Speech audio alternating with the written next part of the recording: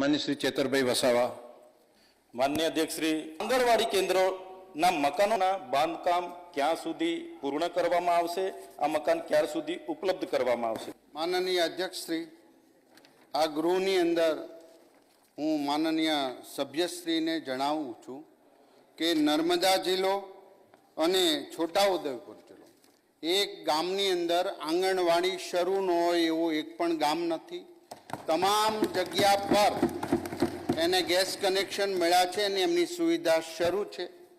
મારે આ ગૃહ સમક્ષ વાત કરવી છે જવાબ રૂપે કે નર્મદા જિલ્લાની અંદર બાંધકામ પ્રગતિ હેઠળ 197 આંગણવાડી, ટેન્ડર પ્રક્રિયામાં 37, ગ્રામ પંચાયત હેઠળની વહીવટી મંજૂરીમાં 90 અને જમીન નથી.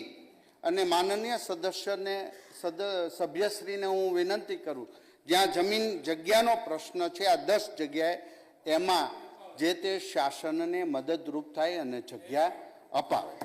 તો કુલ મળીને 334 આંગણવાડી પ્રગતિ હેઠળ છે.